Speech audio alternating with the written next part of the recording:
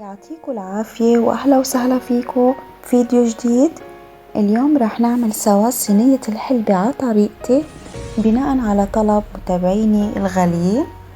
راح أعملكم إياها بطريقة كتير سهلة ومفصلة وبسيطة. تابعوا الفيديو للآخر ويلا تنبلش وصفتنا بالمقادير. أول شي راح بضيف تلت كوب من حبات الحلبة،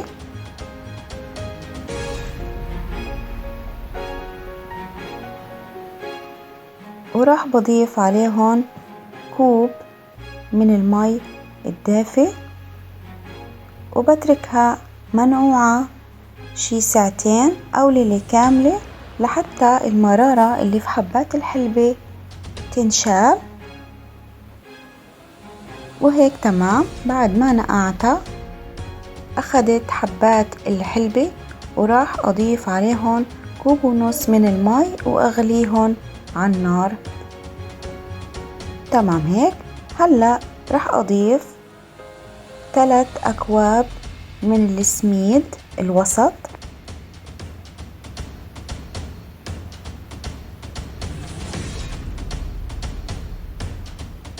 وراح أضيف عليهم كوب من الطحين،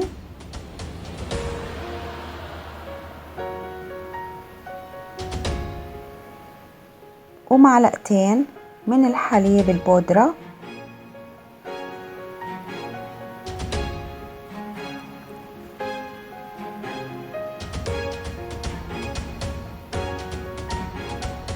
ومعلقتين من السكر، طبعا معلقتين صغار، وهلأ راح أضيف معلقة صغيرة من اليانسون المطحون،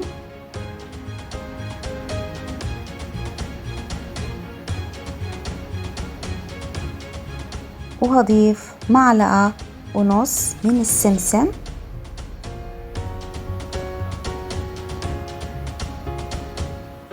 وهضيف 3 معالق من حبات الحلبة يلي أنا غليتها،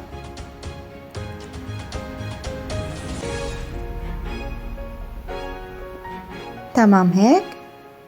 وهلأ راح أضيف معلقة من حبة البركة ومعلقة من الخميرة وظرف بيكنج باودر،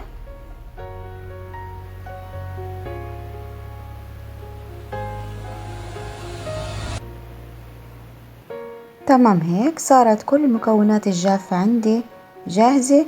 هلأ بحركهم سوا لياخدوا ويعطوا مع بعض.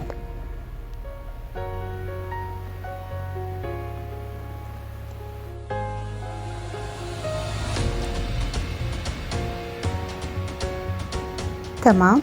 هلأ راح بجيب كوب من زيت الزيتون، وممكن نستبدله بسمنة أو زيت نباتي، بس بزيت الزيتون تطلع نكهتها كتير طيبة. تمام. هلأ راح أبس زيت الزيتون مع المكونات الجافة، بس مثل ما ببس المعمول والكعك بطراف أصابعي بالشكل هاد.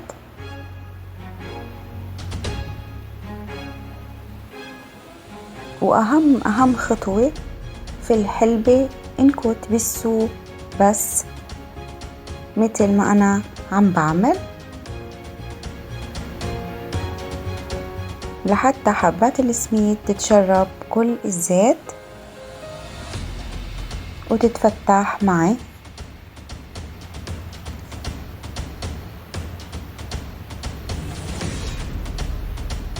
بطراف الأصابع، أهم شي البس بطراف الأصابع، ما بدي أعجنها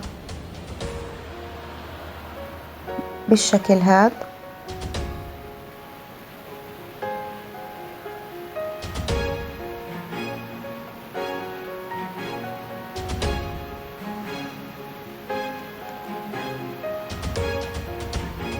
تمام هيك.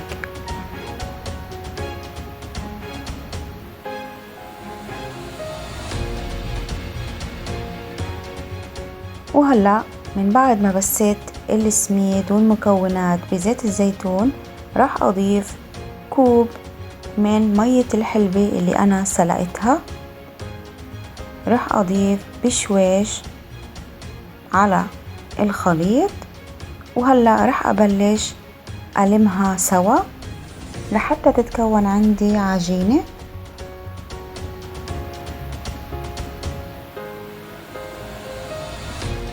بضيف مية الحلبة بشويش، تقريبا أخذت معي كوب مش أكتر، حسب نوعية السميد ممكن تاخد من كوب لكوب وربع، بس أنا أخذت معي بس كوب. تمام، هيك صارت جاهزة. شايفين كيف العجينة طرية؟ تمام. هلأ راح بجيب صينية وبدهنها يا بطحنة يا بزيت. أنا هون دهنتها بشوية زيت، وهلأ راح أفرد عجينة الحلبة، راح أمدها بالصينية. وهون في ملاحظة مهمة، لو حابين تكون الحلبة عندكم سميكة صغروا الصينية، لو حابين تكون مقرمشة ورقيقة كبروا الصينية اللي هتستخدموها. تمام، هيك مديتها بالصينية. هلا راح بقطعها وبدخلها على الفرن، بتاخد من 40 ل 45 دقيقة على الرف الوسطاني، أول شي من تحت، بعدين من فوق بشعل الشواي على درجة حرارة 180 درجة، وبعدين بطلعها من الفرن وبسقيها بالقطر. أنا هون عم بقطع الحلبة،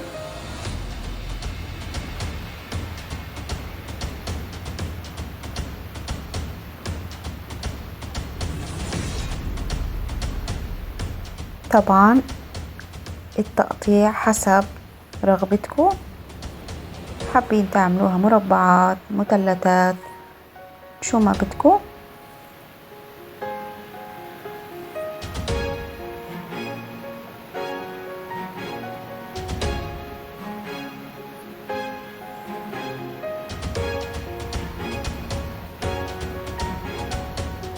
أنصحكم تجربوها على طريقتي كتير طيبة، راح تنسوا أي طريقة وتعتمدوا طريقتي أنا. هيك تمام. بعد ما قطعتها تركتها ساعة لحتى ترتاح، وبعد ما ارتاحت بالشكل هذا راح أجيب القطر وراح بدهن الوجه.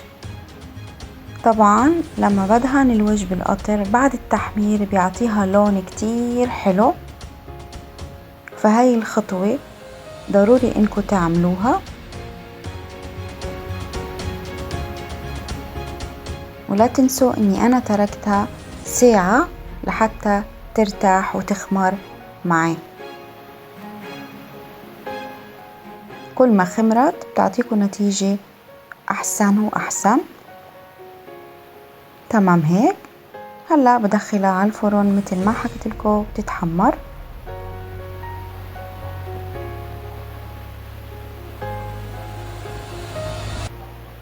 وهيك صينية الحلبة بعد ما جهزت عندي وتحمرت، هلا راح بسقيها بالقطر البارد. تمام هيك. وفيكو انكو تاكلوها هي سخنة، وممكن تتاكل هي باردة، على الحالتين طيبة. وهيك بتكون جهزت عندي. ان شاء الله تكون وصفتي وطريقتي للحلبة عجبتكم، وان عجبتكم لا تنسوا تعملوا لايك والاشتراك بالقناة. استنوني بفيديو